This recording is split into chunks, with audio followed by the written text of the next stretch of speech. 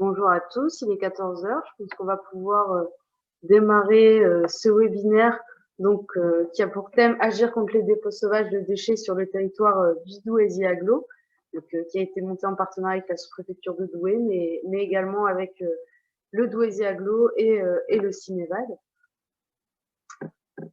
Donc, je vais vous demander à tous de bien garder vos micros fermés le temps des interventions. Vous aurez la possibilité de poser vos questions via le chat que vous trouverez en bas de votre écran. On vous laissera aussi également la parole, comme on n'est pas très nombreux aujourd'hui. Si vous avez des questions, notamment après les interventions, vous pourrez prendre la parole. Donc, si mon PowerPoint va bien changer, donc moi en tout cas, je suis Louise Basquin, donc assistante chargée de mission au sein du S3PI. C'est ma collègue Marlène Gamelin, chargée de mission au S3PI, qui était censée animer cette réunion. Elle n'a pas pu être parmi nous aujourd'hui, elle s'en excuse. Donc nous, le S3PI, nous sommes le secrétariat permanent pour la prévention des pollutions et des risques industriels. Donc nous sommes une structure de concertation et d'information à la fois sur les risques et les pollutions industrielles, mais également sur l'environnement de manière plus générale.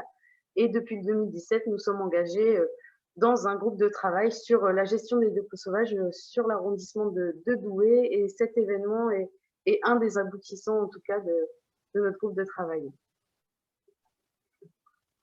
Donc aujourd'hui, nous aurons différentes interventions. Nous aurons Monsieur Dandois, secrétaire général à la sous-préfecture de Douai, qui interviendra. Nous aurons ensuite une intervention de Monsieur Allais, vice-président de Douaisis Agglo. Ensuite, Monsieur Goulois, donc président de notre association, prendra la parole pour rappeler un peu le rôle du S3PI dans ce groupe de travail. Nous aurons également une intervention de Monsieur Descamps, directeur de service technique du CIMEVAD, et également une intervention de Madame Huard, référente planification des déchets à la DREA Hauts-de-France, qui rappellera un peu le pouvoir de police du maire et en quoi il a été renforcé avec la nouvelle loi du 10 février 2020. Et enfin, je vous présenterai en quelques minutes le guide des dépôts sauvages qui a été publié récemment et qui vous sera envoyé, bien sûr, distribué par l'agglomération par la suite. Donc, je vais laisser la parole à Monsieur Dandois, s'il est parmi nous. Oui, pardon, bonjour, oui, je suis bien arrivé. Excusez-moi. Bonjour. Merci. Je ferme juste la porte et je reviens tout de suite pour éviter le bruit. Pas de problème.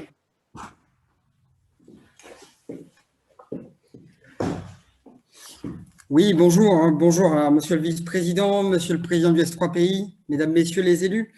Évidemment, en préambule, je voudrais d'abord excuser Monsieur le sous-préfet, malheureusement empêché, et qui n'a pas pu participer à ce rendu et à ces travaux du jour, pour le coup, sur un sujet sur lequel il avait effectivement activement participé à sa mise en place.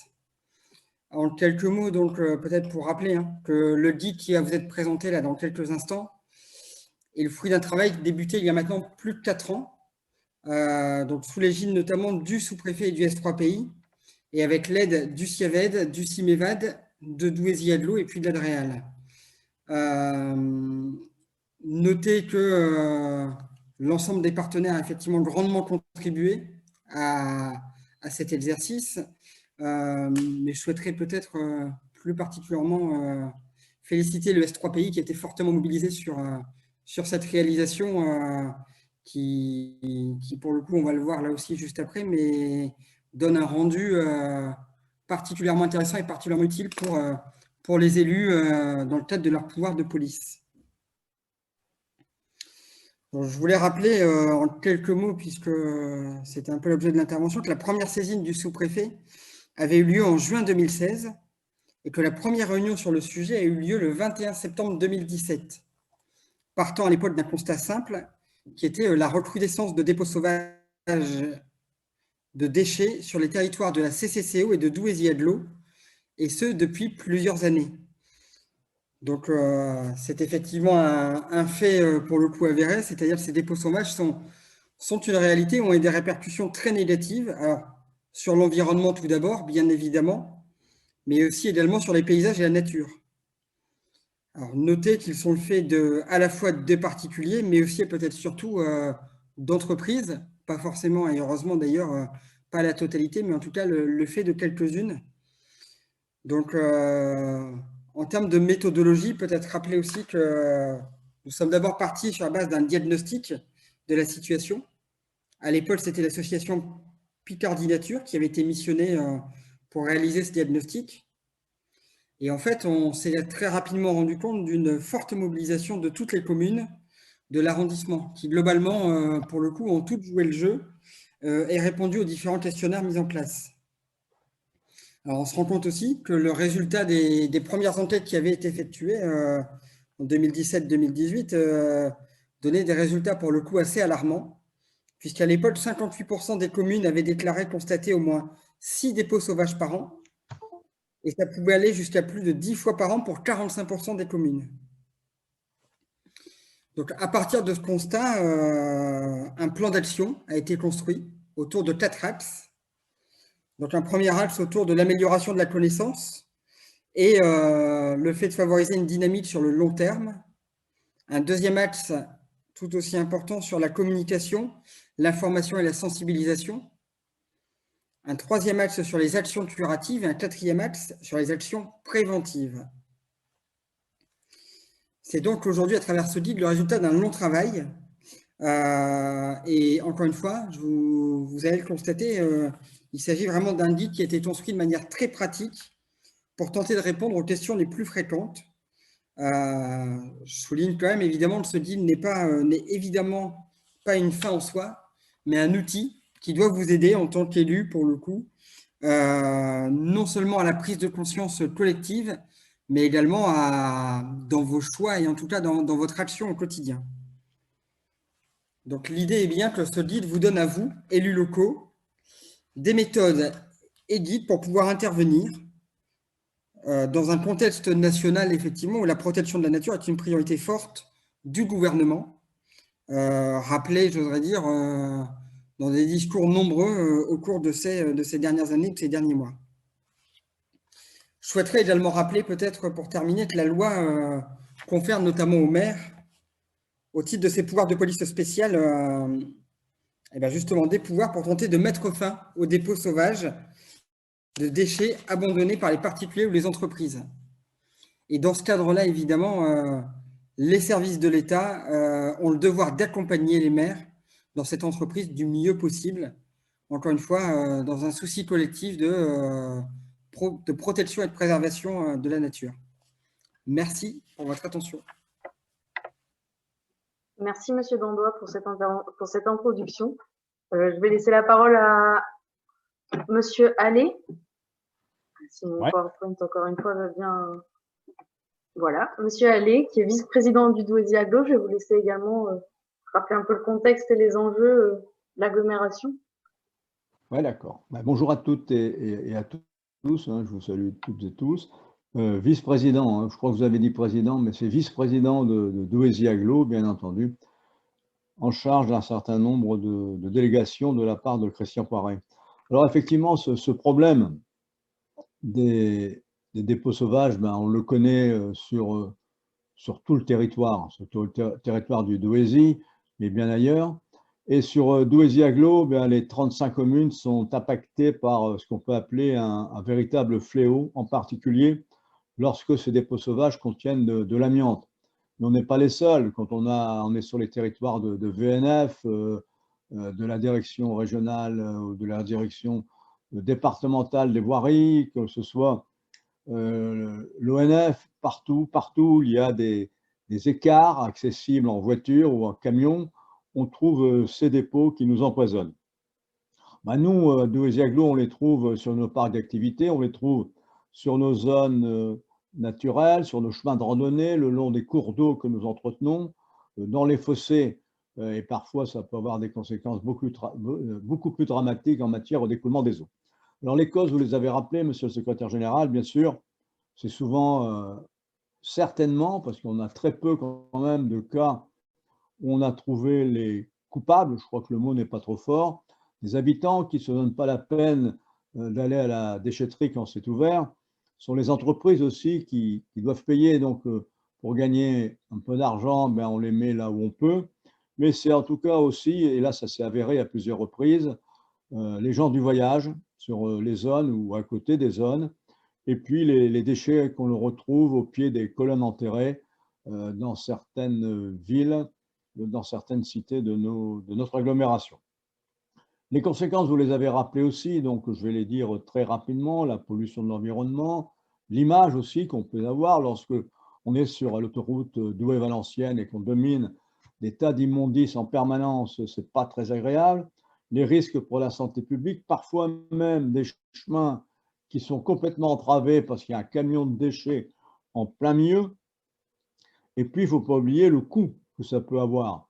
Pour Douaisis-Agglo, c'est, si je vous donne le détail, 175 000 € de masse salariale, 65 000 € de prestations externalisées, parce qu'on est quelquefois obligé de faire appel à des prestataires extérieurs, et 50 000 € pour la direction des déchets. C'est-à-dire que Douaisis-Agglo, c'est en moyenne chaque année, et depuis 2016, ça ne fait qu'amplifier, 300 000 € par an. C'est énorme, ça devient véritablement insupportable et inadmissible.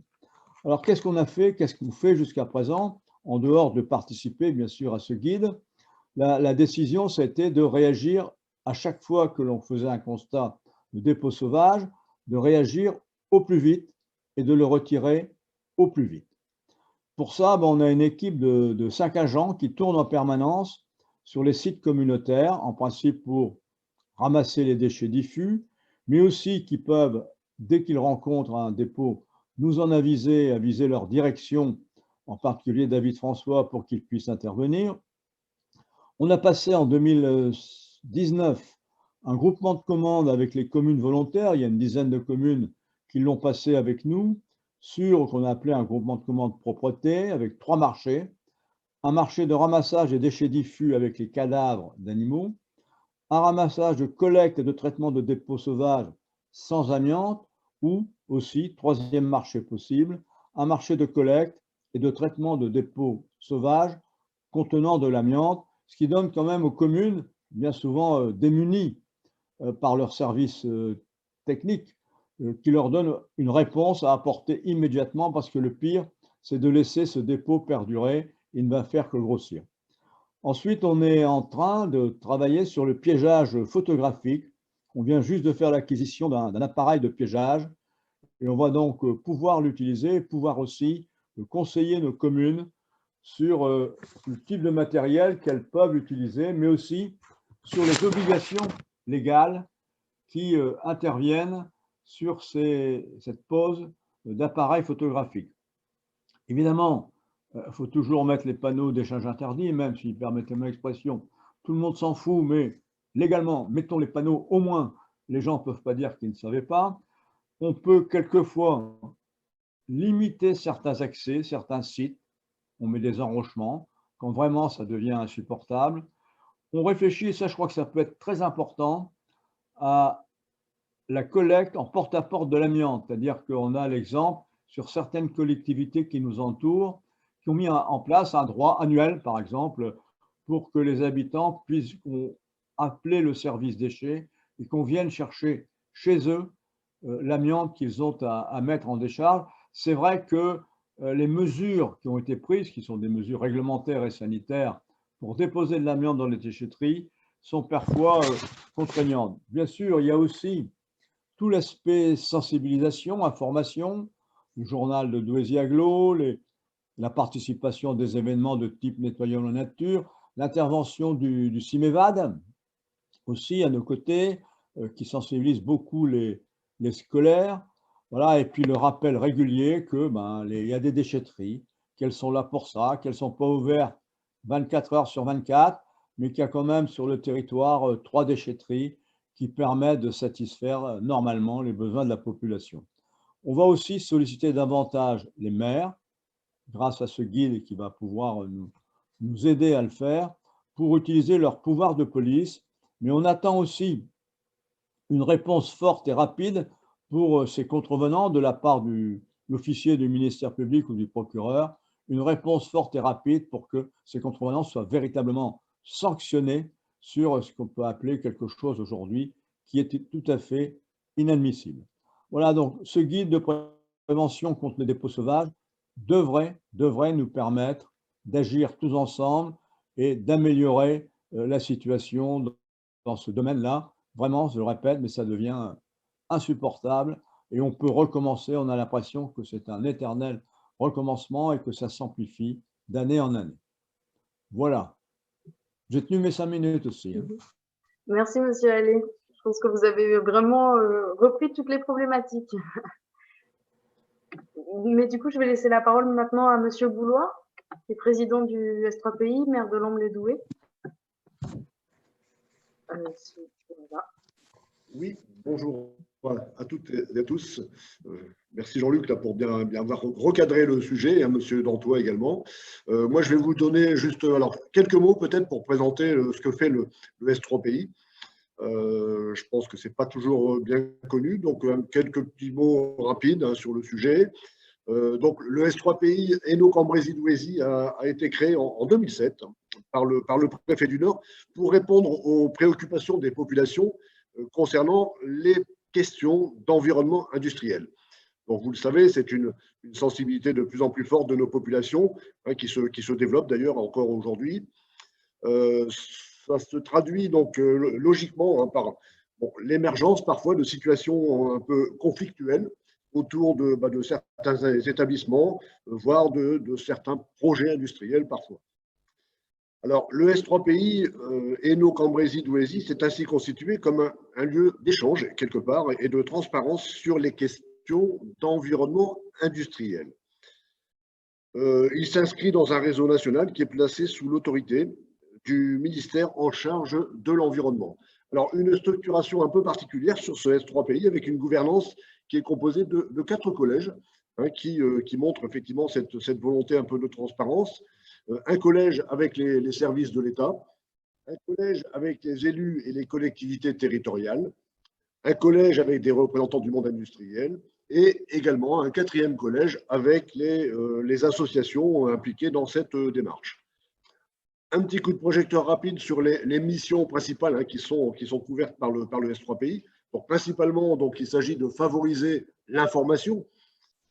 Information sur tout ce qui peut tourner autour des évolutions réglementaires, tout ce qui tourne également sur l'évolution, l'état de l'environnement du territoire, également sur les actions de l'État et également les nouveaux projets industriels et en particulier sur la prévention des risques majeurs. Alors, deuxième mission extrêmement importante, c'est aussi une mission d'organisation de la concertation qu'il peut y avoir autour de ces sujets, et notamment en prenant en charge le secrétariat des commissions de suivi de site. Donc ça, c'est un sujet important qui est animé par le S3PI. Et troisième volet, troisième mission importante, et là on revient sur notre sujet d'aujourd'hui, c'est-à-dire c'est piloter des études. Et là, donc effectivement, le S3PI, à travers l'étude sur la concertation sur les dépôts sauvages, va permettre effectivement aujourd'hui de pouvoir présenter le guide qui vous sera montré dans quelques instants. Donc, je tiens à remercier toute l'équipe du S3PI qui a œuvré sur cette mission, sur ce beau projet qui vole aujourd'hui, en espérant que ça permettra effectivement d'accompagner, d'aider un peu tous les élus concernés par cette problématique qui nous touche. Je pense que c'est général, on l'a vu dans les quelques chiffres de l'étude.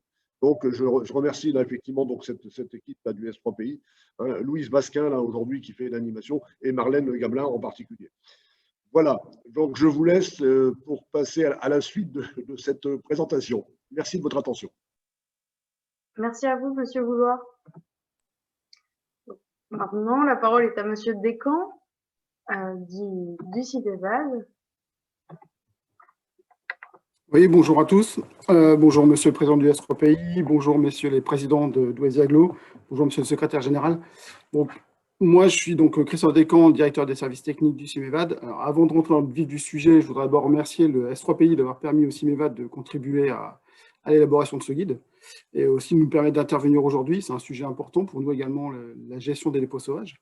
Donc, à titre personnel, je n'ai pas directement travaillé sur le sujet, puisqu'à l'époque, chez nous, c'était Thierry Bouche qui était partenaire du S3PI et qui était désigné pour collaborer dans cette mission. Thierry était à l'époque responsable des déchetteries pour le CIMEVAD. Il a quitté ses fonctions au CIMEVAD de fin janvier. Et donc, dans le cadre de la réattribution des missions, j'ai repris ces missions. Et donc, c'est pour ça que je participe aujourd'hui sur ce sujet. Thierry étant reparti vers des sujets de prédilection qui étaient l'insertion et le développement des ressources humaines. Donc, le temps d'intervention est plutôt réduit. Mon propos ne sera pas axé donc, sur la partie collecte, proprement dite, puisqu'en fait, la gestion des déchets, des dépôts sauvages, ce n'est pas directement la compétence du CIMEVAD. Moi, j'interviendrai principalement sur la partie des actions qui ont été mises en œuvre, notamment par Douaisis Agglo, puis par le CIMEVAD, pour apporter des solutions d'accueil et de traitement aux usagers et aux entreprises également, hein, tout simplement pour limiter les risques de dépôts sauvages. L'idée étant de vous apporter des informations concrètes pour communiquer notamment auprès de vos administrés lorsqu'ils ont des questions sur comment gérer les déchets, que faire pour les évacuer. Donc, si vous permettez, j'ai une petite présentation assez rapide. Oui, allez-y, vous voulez partager votre écran? Oui, je vais partager mon écran, ça ne vous dérange pas? Non, pas de souci, allez-y. Hop, c'est celui-ci. Est-ce que tout le monde le voit? C'est bon pour vous? Alors, pas encore, ça va peut-être arriver. Non, ça ne vient pas. Non. Bon. Je vais vous le faire en direct, ce sera peut-être plus simple. Donc, un petit rappel rapide de ce qu'est le CIMEVAD. Donc, le CIMEVAD, c'est un syndicat de traitement de déchets. On a la compétence traitement auprès des déchets et prévention. Donc, on est composé en 3 intercommunalités, donc Douaisis Agglo, la communauté de communes des artistes Marquion et la communauté d'agglomération des Incarvins. C'est 98 communes, 325 000 habitants et on traite annuellement 216 000 tonnes de déchets. Donc, sur le territoire du CIMEVAD, on a mis en place en fait un réseau de ressourceries, donc de déchetteries, pardon. Donc, c'est 11 déchetteries sur l'ensemble du territoire, 4 déchetteries pour Douaisis Agglo, 3 pour les artistes Marquion et 4 pour la CAC, pardon. Donc, sur ces déchetteries, on accueille de nombreuses catégories de déchets, donc notamment tous ceux qui sont les plus fréquemment rencontrés au niveau des dépôts sauvages. Donc, ça va être notamment les déchets verts, les encombrants, donc ce qu'on appelle également le tout venant, les gravats, tout ce qui est matériaux inertes, et notamment l'amiante lié. Donc, M. Allais en parlait tout à l'heure. Donc, tous ces déchets sont accueillis au niveau des déchetteries. Les déchetteries, aujourd'hui, sont ouvertes 7 jours sur 7, donc notamment sur le territoire de Douaisis Agglo, ça veut dire notamment le week-end, le samedi et également le dimanche matin. Ces sites sont accessibles aux professionnels, donc sous des conditions particulières, notamment pour le territoire de Douaisis Agglo. C'est-à-dire que les professionnels doivent prendre rendez-vous et l'accès est tarifé. Donc, c'est 30 € le passage. Et aujourd'hui, on mène une réflexion donc avec M. Prin, que j'ai vu qui était également présent dans le cadre de ce webinaire. M. Prin étant vice-président aux déchetteries pour le CIMEVAD, on mène des réflexions dans le cadre de la modification des conditions d'accueil des usagers, donc notamment pour les particuliers et les professionnels, notamment de certains déchets comme l'amiante. Aujourd'hui, l'amiante est limitée à 6 plaques par an au niveau du territoire du CIMEVAD. On envisage effectivement d'augmenter cette quantité. Pour répondre également à M. Allais, on a réfléchi aussi à des solutions de collecte en porte-à-porte. On examine également, sur cette partie-là, on examine le coût que peut générer cette collecte en porte-à-porte par rapport à l'apport en déchetterie. On a d'autres actions également, notamment en faveur du traitement des déchets verts. Donc, on a de grosses actions de prévention qui sont faites au niveau du CIMEVAD, notamment sur la partie compostage, du compostage à domicile. Et donc, on incite effectivement les usagers à garder les déchets verts chez eux. Les déchets verts peuvent être traités directement dans le jardin. Lorsque vous avez des jardins, vous pouvez mettre en place du mulchage au pied des arbres, mettre en place des compostages à domicile.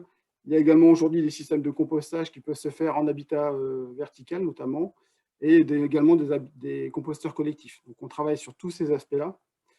Et enfin, dernier point, ça concerne principalement les professionnels. Donc, effectivement, les professionnels sont accueillis au niveau des déchetteries, sachant que les déchetteries, on a des volumes qui sont quand même relativement limités. Aujourd'hui, c'est 2 mètres cubes par rapport. Donc, un professionnel qui vient avec un camion de plusieurs mètres cubes va forcément se retrouver frustré parce qu'il ne va pas pouvoir déposer autant qu'il le souhaite. Sauf qu'aujourd'hui, il y a des solutions également qui sont offertes par d'autres sociétés privées. Je pense notamment à la société TES, qui est implanté sur le territoire de Douaisis-Aglo, qui est basé à Coincy, qui peut accueillir les professionnels sur le territoire.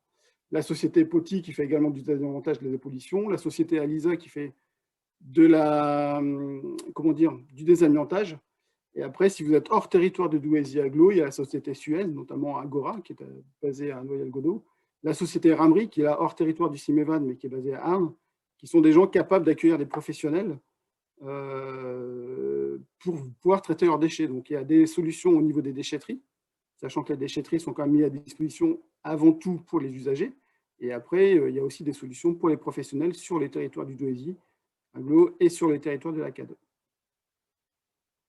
Voilà, j'en ai terminé. Je ne sais pas si j'ai été clair, j'espère. Merci. Oui, c'était très clair. Enfin, en tout cas, je ne sais pas s'il y a des questions. Vous pouvez les poser via le chat ou si quelqu'un veut prendre la parole, pas de problème. Mais apparemment, pas de questions. De toute façon, si vous avez encore des questions, vous pourrez les reposer à la fin de notre événement. Donc, je vais vous partager mon écran. La dernière intervention sera une intervention d'Adréal, donc par Madame Cécile Huard, donc qui est référente schéma régional des carrières, économie circulaire et planification des déchets, qui va du coup prendre la parole si elle est avec nous, Madame Huard. Oui, je suis là, bonjour.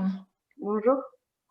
Oui, donc je vais prendre la parole pour faire cette présentation et puis juste vous préciser également qu'on fait ça un peu en doublon puisque j'ai mon collègue Frédéric Targy qui est également là dans l'Assemblée.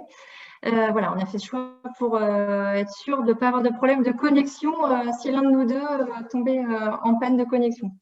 Donc voilà, moi je travaille à l'Adréal, donc au service risque et je vais donc tenter de vous partager mon écran pour qu'on puisse avoir la présentation. Alors, je passe en diaporama. Est-ce que c'est bon chez vous? Pas encore. Non, il n'y a rien qui s'affiche pour le moment. Vous ne l'avez pas. Il apparaît pourtant bien en écran 1 dans le partage. Est-ce que vous l'avez récupéré de votre côté ou... Alors, j'ai la présentation de Frédéric. Je ne sais pas si c'est la même. Non, je l'ai envoyée juste avant. Je pense que vous l'avez reçue par mail. Enfin, elle ressemble un peu. J'avais juste quelques mini-modifs, mais c'est bizarre quand même que ça passe pas. Vous avez réessayé de relancer? Je suis en train de chercher en même temps.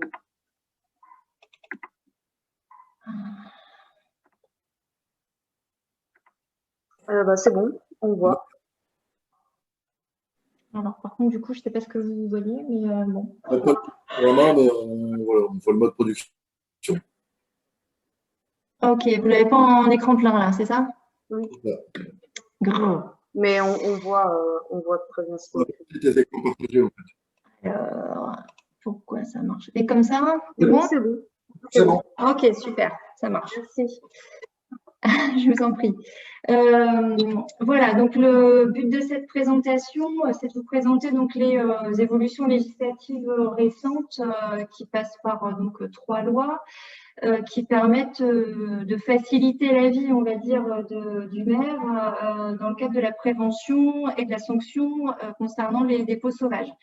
Donc, ces évolutions législatives, elles permettent d'agir en prévention sur les dépôts sauvages. Elles permettent d'améliorer le constat, le pouvoir de police, d'identifier l'auteur, enfin d'aider à l'identification de l'auteur.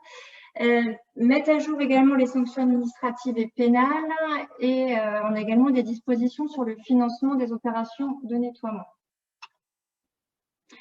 Alors, je vous rappelle un petit peu l'historique. Donc, tout ça, c'est parti d'un constat en 2018, donc à l'époque où Brune Poirson était secrétaire d'État auprès du ministre de la Transition écologique et solidaire.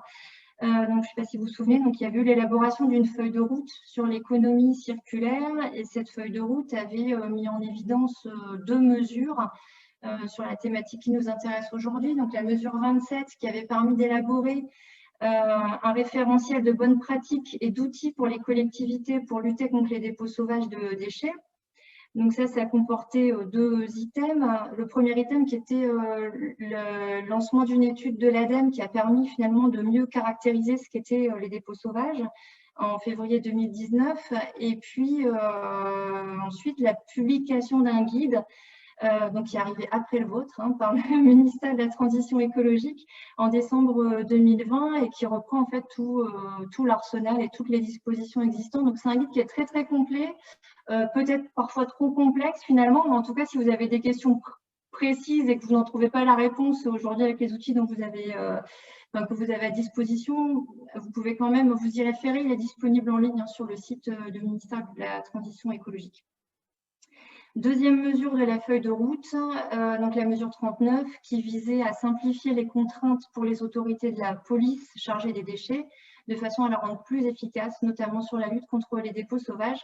Et là, on avait eu donc un groupe de travail qui avait été lancé par Brune Poisson avec les collectivités, les parlementaires, enfin l'ensemble des parties prenantes sur le sujet. Alors, je vous disais qu'il y avait des évolutions législatives importantes, donc 3 lois qui traitent du sujet qui nous préoccupe aujourd'hui. Donc, la loi du 24 juillet 2019 qui porte création de l'Office français de la biodiversité. La loi du 27 décembre 2019 relative à l'engagement dans la vie locale et à la proximité de l'action publique, donc on appellera loi action publique. Et puis la loi dont on parle depuis le début de cette présentation, donc la loi du 10 février 2020 relative à la lutte contre le gaspillage et à l'économie circulaire, qu'on appellera donc loi AGEC. Donc je vous disais, on a plusieurs niveaux d'intervention dans ces évolutions réglementaires. La première donc, qui vise à agir à la racine. Donc je vous rappelle quand même que la loi AGEC, elle comporte un titre entier finalement sur la lutte contre les dépôts sauvages, donc elle en fait quand même une des priorités, une des missions phares finalement. Donc pour agir à la racine, la loi AGEC propose 2 dispositions importantes. La mise en place d'une filière REP, donc la REP, c'est ce qui est en fait la responsabilité élargie du producteur. Ça veut dire que finalement, enfin, c'est un peu le principe du producteur-payeur. Donc la filière REP pour les déchets du BTP qui devrait être mise en place selon la loi en janvier 2022. Donc pourquoi ça se focalise un peu, enfin il y a plusieurs REP qui ont été mises en place, mais là je vous parle plus spécifiquement des déchets du BTP puisqu'on sait bien que finalement ça concerne une majorité des dépôts sauvages auxquels vous êtes confrontés. Donc parmi les sous-mesures liées à cette filière REP, on a une augmentation du maillage du territoire en points de collecte. Donc, en estimant que les points de collecte actuellement présents sur le territoire ne seront pas suffisants une fois la REP mise en place.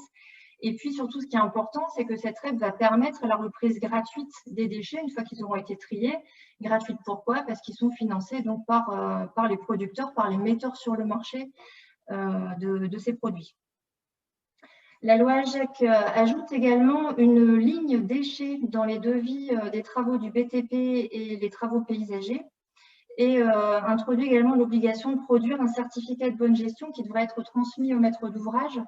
Donc là, c'est un décret qui a été publié en décembre 2020 et qui sera en application en juillet 2021.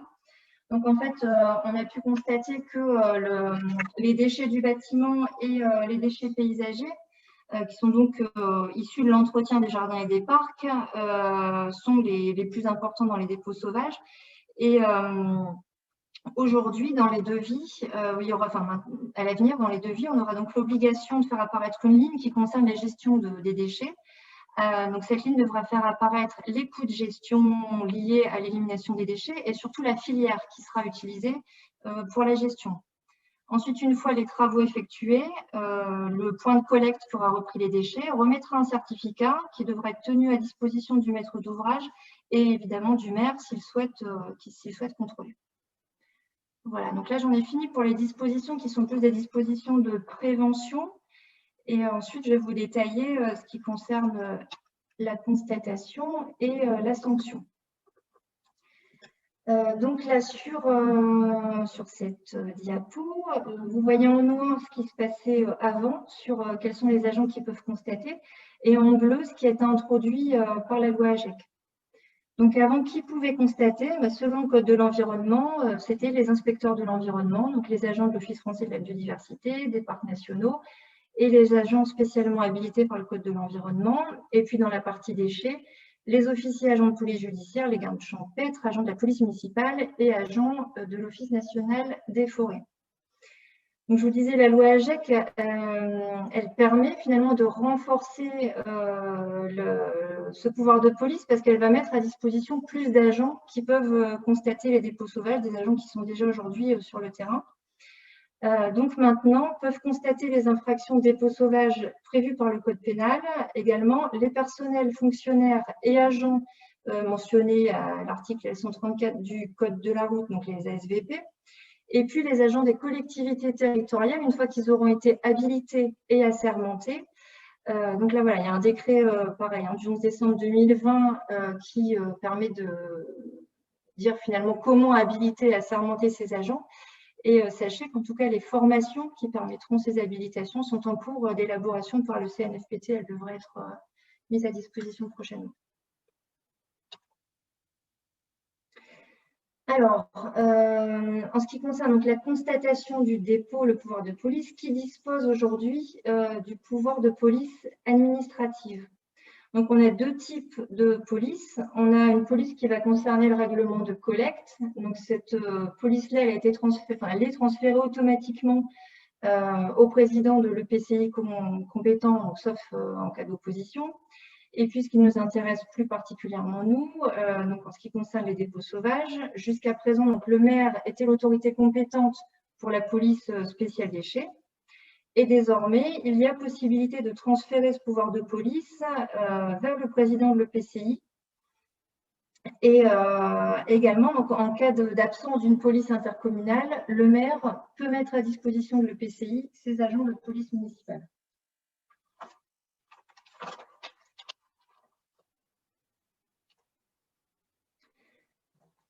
Alors, j'en viens maintenant à l'identification de l'auteur et aux nouvelles mesures donc, qui ont été mises en place pour permettre cette identification.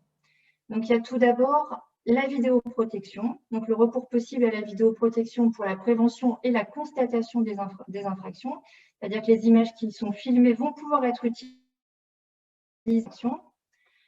On a également l'accès au système d'immatriculation des véhicules, donc pour les inspecteurs de l'environnement et les agents de police judiciaire, donc police municipale et gardes champêtres, pour les infractions liées au dépôt sauvage.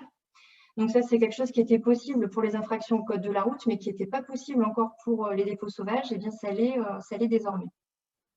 Et puis, dernier point intéressant, c'est ce qui est appelé la redevabilité pécuniaire.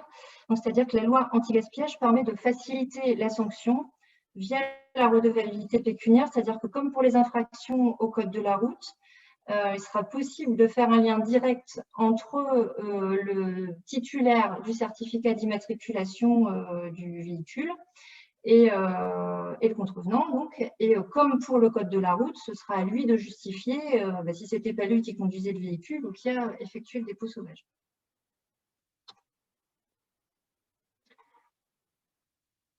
Alors, on a également des évolutions qui sont liées aux sanctions administratives.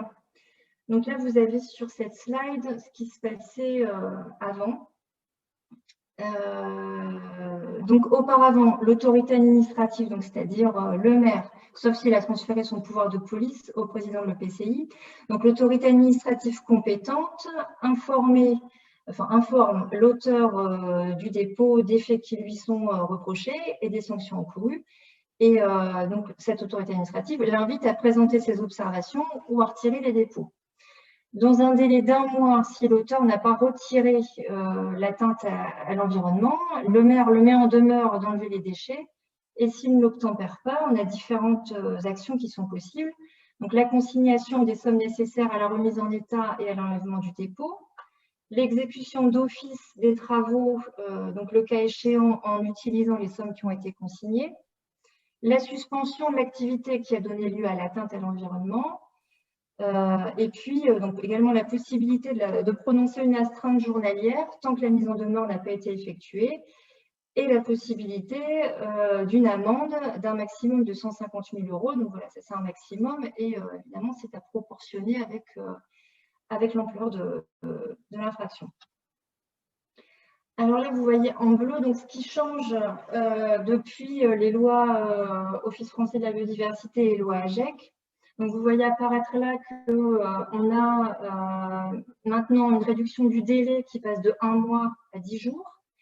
Et puis la loi AGEC, elle permet deux nouveautés. Donc la première nouveauté, c'est que pour faciliter la sanction et la rendre plus immédiate, on a la possibilité d'ordonner dès la fin de la procédure contradictoire, donc dès la fin des 10 jours, une amende d'un maximum de 15 000 €, donc en même temps que la mise en demeure. Et puis ce qui est très intéressant, c'est que le recouvrement des sommes sont maintenant, le recouvrement est dû à la collectivité locale. Donc ça permet ainsi à la collectivité locale de bénéficier d'une source de financement qu'elle peut évidemment utiliser donc, pour le nettoyage des dépôts sauvages. Donc, je précise donc le recouvrement est possible pour cette amende et également pour l'astreinte journalière.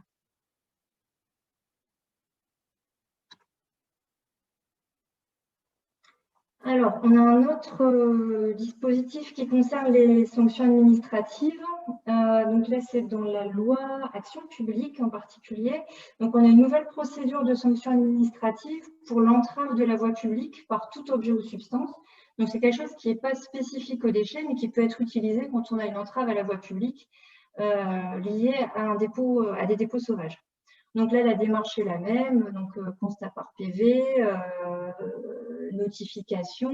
Et là, par contre, ce qui est important de retenir, c'est que là, c'est le maire et le maire seul, parce que ce sont des textes qui sont en lien avec les notions de salubrité publique. Et donc là, il n'y a pas de transfert à l'EPCI. Donc là, c'est uniquement le maire qui peut mettre en œuvre l'ensemble de cette procédure, donc qui est un peu similaire.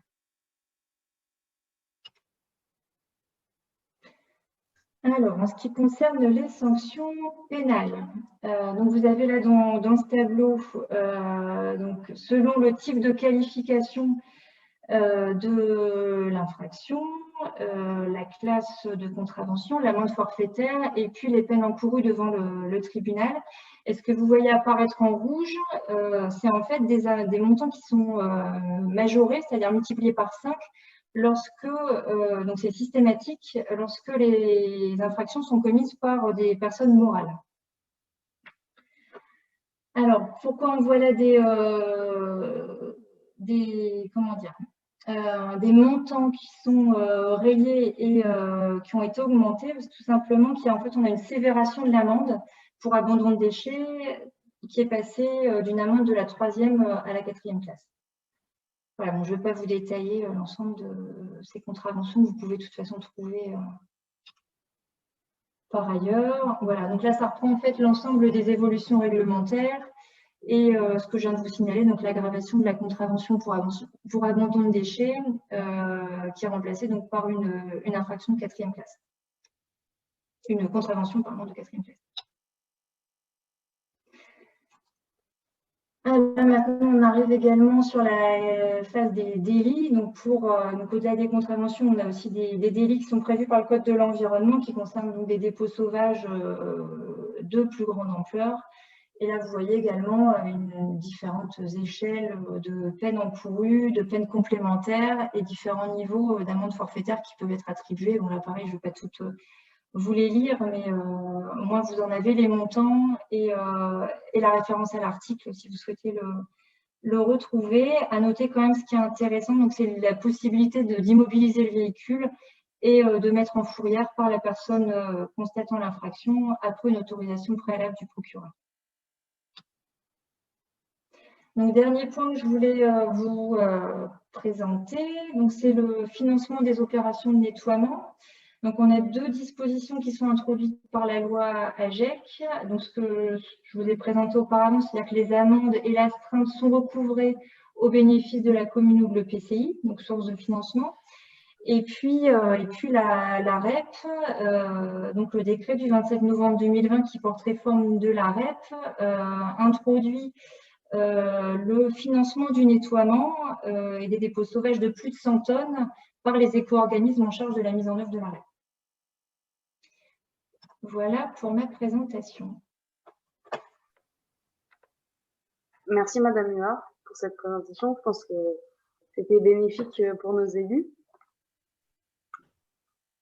Je vais reprendre la main pour vous présenter du coup, enfin je sais pas, non d'ailleurs il y a des questions, pardon. On a une question pour vous. Je vais peut-être arrêter mon partage d'écran du coup.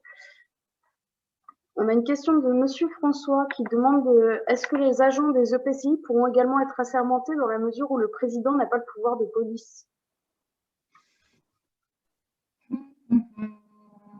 À vérifier. Je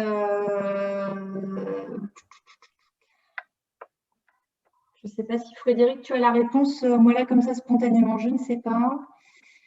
Je n'ai pas regardé dans le détail.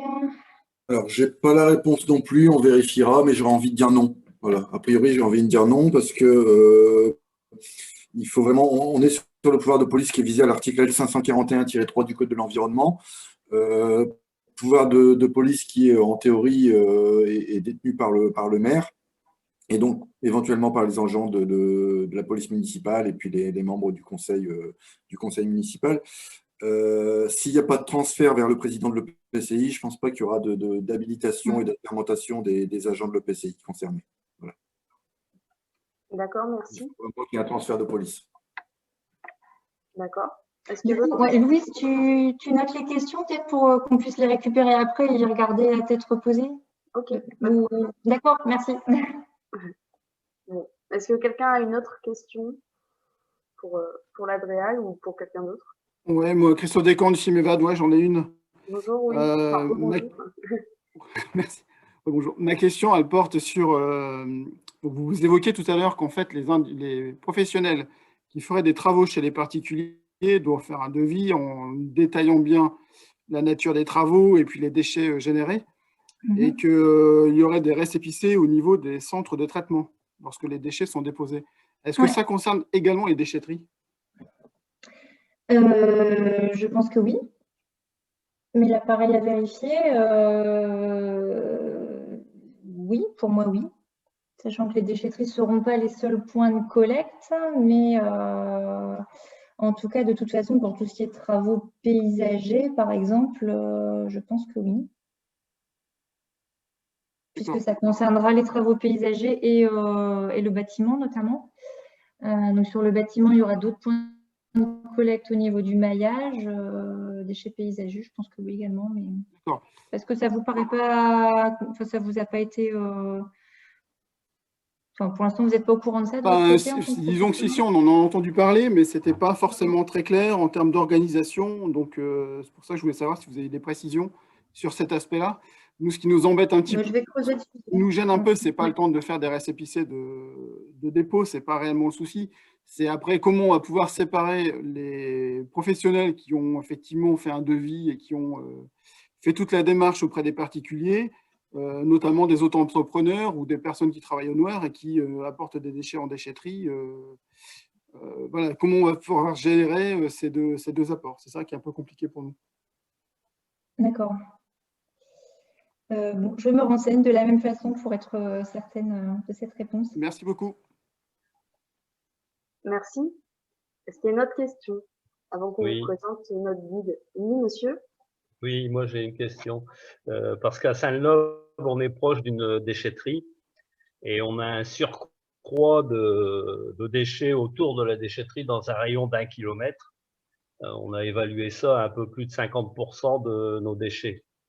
Donc, je voulais savoir si on allait mettre en place quelque chose pour les communes qui ont des déchetteries à proximité, pour au moins prendre en compte ce que nous, on ramasse quand on ramène ça en déchetterie, pour qu'on ait une exonération ou quelque chose, parce que ça, c'est facturé directement aux communes.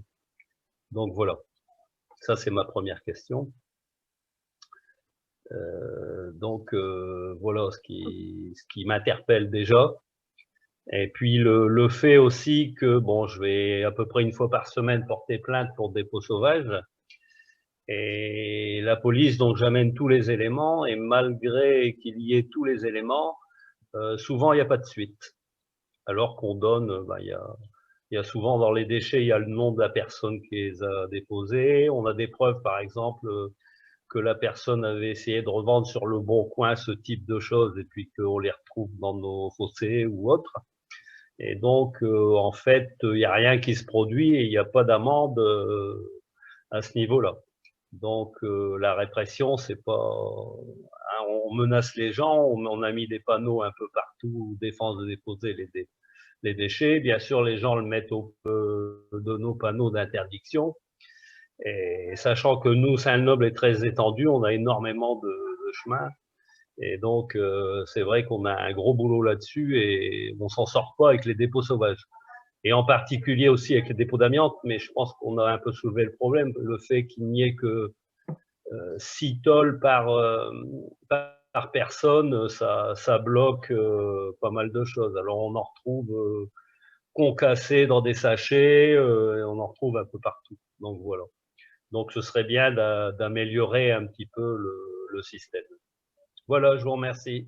Ouais, bon, là, malheureusement, je pense qu'on peut juste prendre note de ce constat qu'on regrette comme vous, voilà, mais qui ne dépendra malheureusement pas de nos compétences. Oui, mais on a quand même des choses à dire là-dessus. Sur le premier volet que vous soulevez, au niveau du financement des dépôts sauvages, il y a un décret qui est en cours d'étude au niveau du Conseil d'État à l'heure actuelle. Je ne connais pas exactement le contenu de ce décret, mais normalement, il est prévu que la filière REP doit répondre à la gestion des dépôts sauvages. Autrement dit, il y aura certainement une contribution qui sera reversée aux communes dans le cadre de cette filière REP, sous réserve évidemment que les communes aient à éliminer des dépôts sauvages. Donc je ne sais pas du tout comment ça va se mettre en œuvre, hein, mais voilà, il faudrait voir exactement le projet de décret. Mais a priori, c'est dans les tuyaux. Et sur le deuxième point que vous soulevez, sur le fait que voilà, vous portez des plaintes au commissariat et puis qu'elles sont sans suite, il y a deux choses qu'il faut avoir à l'esprit. C'est qu'il y a deux types de procédures qui sont engagées dans le cadre de la lutte contre les dépôts sauvages. Donc, d'une part, les procédures administratives, d'autre part, les procédures pénales. Donc, les procédures pénales sont à la charge de poursuite du procureur. Hein. Donc, quand vous déposez une plainte dans un commissariat ou auprès de la gendarmerie, cette plainte, elle va arriver sur le bureau du procureur qui va la qualifier en termes d'infraction. Et c'est à lui de voir s'il souhaite poursuivre ou non. Une première chose à faire dans le cadre de ces plaintes, c'est évidemment éventuellement prendre contact avec le procureur, savoir si vous pouvez, comment vous pouvez travailler ensemble et quelles sont les suites qu'il compte donner à ce type de plainte. Et ensuite, sur le deuxième volet, sur le volet police administrative, en fait, là, la balle est dans votre camp, en fait, hein, puisque le détenteur du pouvoir de police administrative, c'est le maire, et c'est à lui de faire son enquête, d'identifier les auteurs. Vous parlez parfois d'auteurs qui sont identifiés. Là, vous avez tout pouvoir, justement, pour mettre en demeure ces personnes, pour déployer toutes les actions de police administrative qui ont été décrites par ma collègue, à savoir la mise en demeure, la possibilité de mettre une amende de 15 000 € dans un premier temps. Bon, après, bien sûr, il faut que ces amendes, il faut que le montant de ces amendes soit corrélé au dépôt. Hein. On ne va pas mettre 15 000 € d'amende pour quelqu'un qui aurait acheté 2 bouteilles en plastique le long d'une nationale.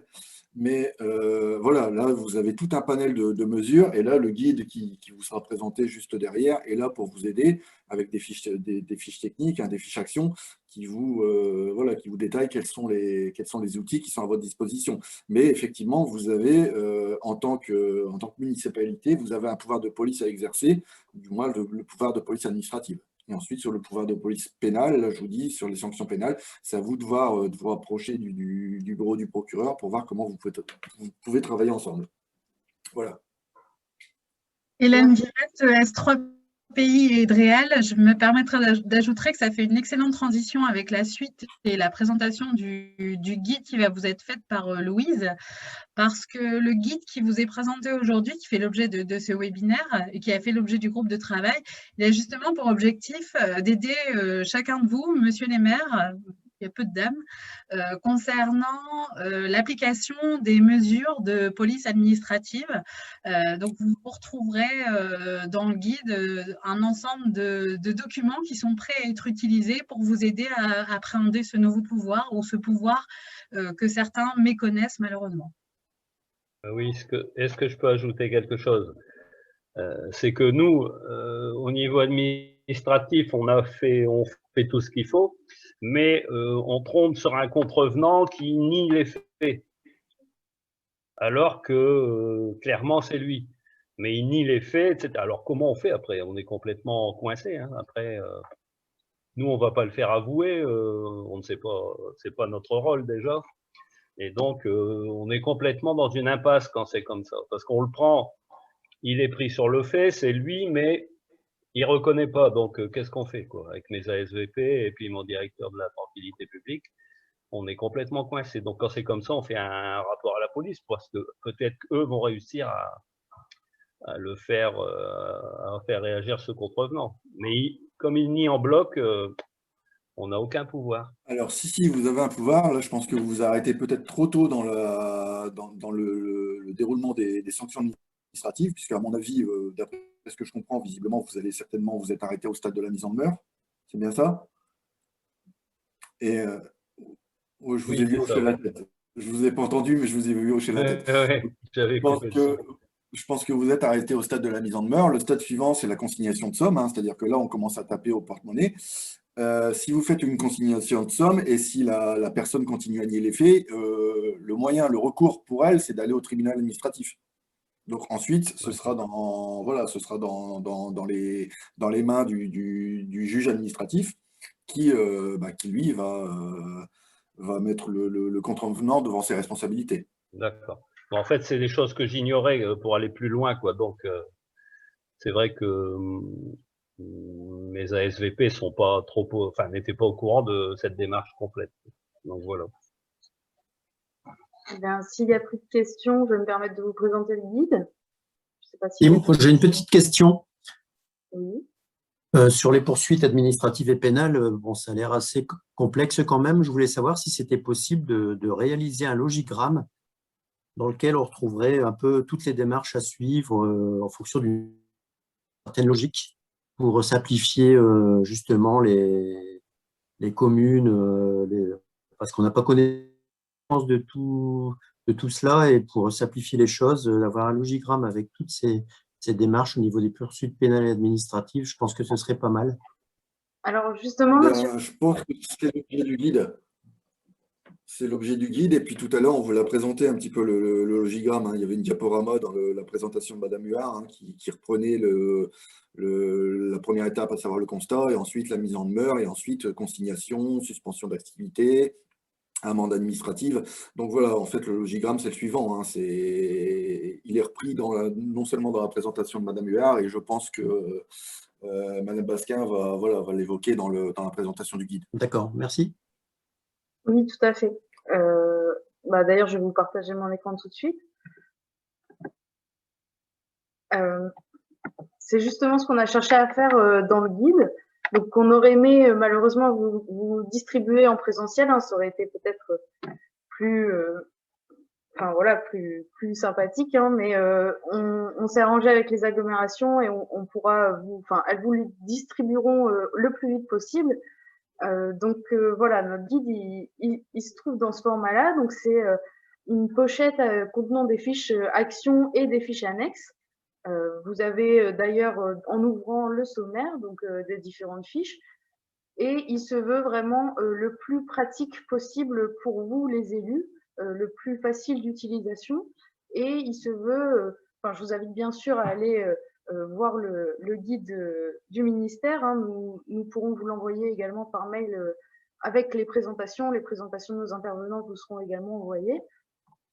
Mais voilà, je pense que notre guide est complémentaire dans le sens où, en plus, donc, il reprend notamment tout ce qui est sanctions pénales et administratives possibles à mettre en place. Il reprend aussi des fiches de prévention et de sensibilisation qui permettent d'éviter au maximum les dépôts et de sensibiliser les habitants par rapport à cette problématique. Et en plus, vous trouverez, donc vous voyez sur la gauche du guide, des fiches annexes, donc il y en a 8 en tout, qui reprend principalement, mais pas que, des exemples de courriers de constatation, de courriers de mise en demeure, de consignation qui pourront vous aider dans vos démarches. Donc voilà, c'est un guide qui est constitué de 12 fiches actions et de 8 fiches annexes, comme je vous l'ai dit. Donc à la fois des fiches dites répressives, qui reprend notamment ce qu'a présenté Madame Huard, dans la fiche 4, les sanctions pénales et les sanctions administratives, mais pas que, comment identifier un dépôt, mais je vais vous détailler tout ça après. Des fiches sensibilisation et des fiches prévention et les fiches annexes. Donc dans la partie répressive, donc la première fiche porte sur la sensibilisation des riverains au signalement des dépôts sauvages. Donc on vous donne des petites astuces pour mobiliser également les gens de la commune à signaler tous les dépôts qui peuvent croiser sur leur chemin, sur la commune. Donc, soit en mettant une adresse mail à disposition, soit il y a des applications aussi qui existent. Maintenant, les sites Facebook, les groupes Facebook fonctionnent bien aussi dans tout ce qui est signalement des dépôts sauvages. Donc voilà, on vous donne des petites astuces via cette fiche 1. Ensuite, vous trouverez la fiche 2, donc qui est un guide de rédaction pour un rapport officiel de constatation des dépôts sauvages. Donc, on sait que parfois la plainte arrive au procureur, mais voilà, il manque des aspects à ce rapport de constatation pour être complet et vraiment pouvoir être pris en compte. Donc, on vous explique comment le rédiger en fiche 2, mais on a également la première fiche annexe qui est un exemple de fiche de constatation d'un dépôt sauvage et qui est prête à remplir. Voilà, la commune, la localisation du dépôt, la date approximative du dépôt, la nature du dépôt. Voilà, et on vous donne des petits conseils de pourquoi pas joindre des témoignages ou des photos. Enfin voilà. Normalement, c'est un rapport de constatation prêt à être utilisé. Donc ensuite, on a la fiche 3 qui reprend comment identifier un auteur de dépôt sauvage, donc via la ronde, via la vidéoprotection, via le piégeage photo. Donc voilà, c'est des astuces, on reprend un peu la loi sur ces sujets et voilà, vous pouvez vous référer à nos fiches pour des astuces, pour savoir comment agir directement.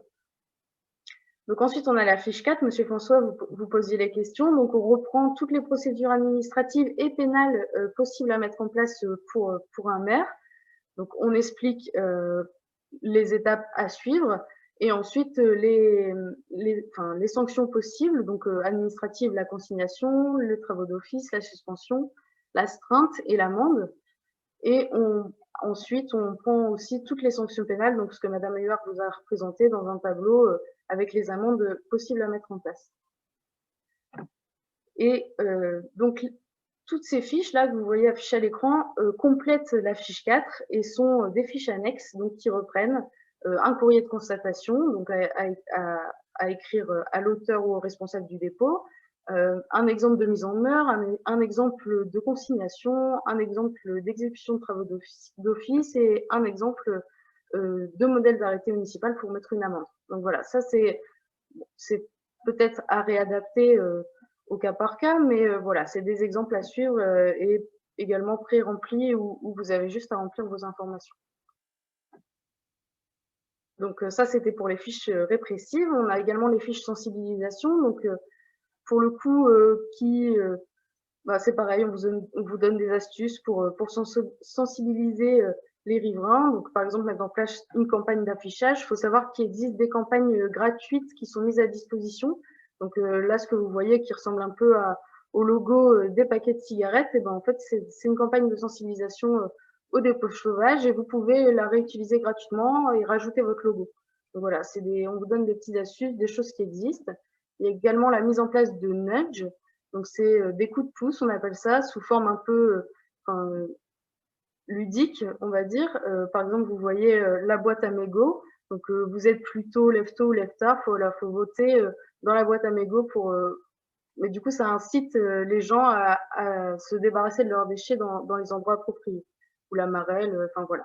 C'est un peu des idées ludiques pour inciter les gens. Donc avec ces fiches sensibilisation, on a également fait des fiches pour le financement et la mise en place des brigades vertes. Donc pareil, on vous donne des astuces. Il y a des associations, il y a des services civiques, il y a des bénévoles. Et on a également fait une charte éco-événement si vous organisez des événements sur votre commune, que l'organisateur signe cette charte et s'engage vous verrez, il y a plein d'astuces différentes sur la nourriture, sur les déchets, et qui permettent de limiter les dépôts sauvages lors d'un événement.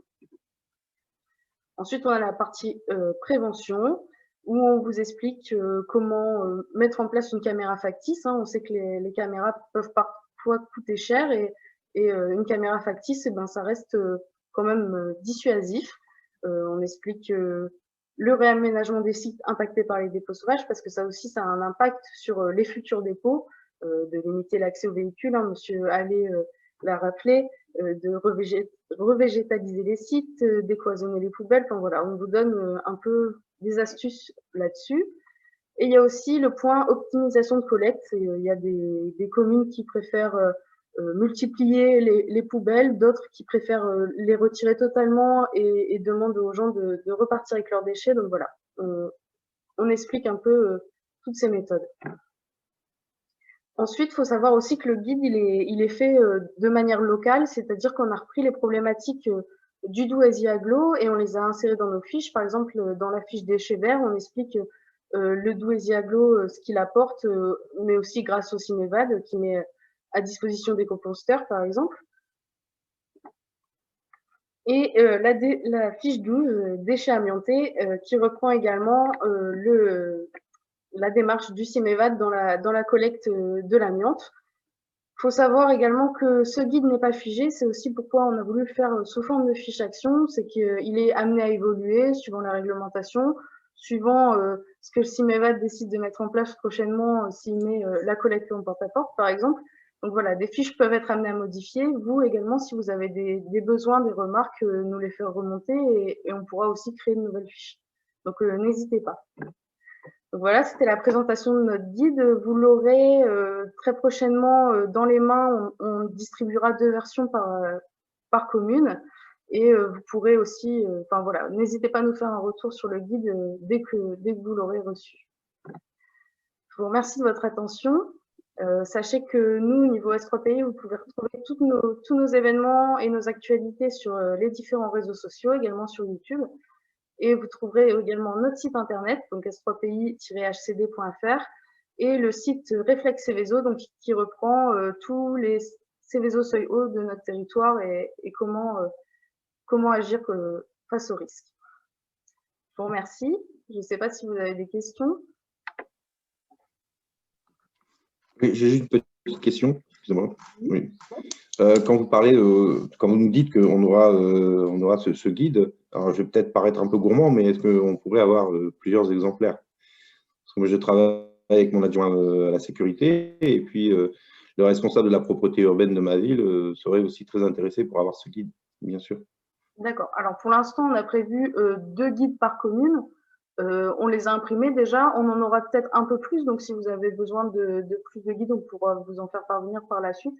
Et aussi, pourquoi pas, après que vous ayez reçu la version papier, on pourra vous le transmettre en version PDF, si vous le souhaitez. D'accord. Merci beaucoup. Puis en tout cas, merci pour l'aide. Parce que c'est très important d'avoir quelque chose de synthétique qui peut nous aider pour tous les cas dans la vie, au quotidien. Merci à vous, en tout cas. Merci à tous nos participants et aux différents intervenants pour cette réunion. Je ne sais pas si vous avez encore des questions. En tout cas, n'hésitez pas à revenir vers nous et nous donner des nouvelles. Après le webinaire, on vous enverra toutes les présentations et on vous joindra aussi un petit questionnaire de satisfaction si vous avez des idées à nous faire remonter. N'hésitez pas. Merci à tous. Merci, merci. Au revoir. Merci beaucoup. Bien. Merci beaucoup, Louise. Merci beaucoup. Merci. Merci, au revoir. Au revoir. Oui, au revoir. Merci encore. Merci, au revoir.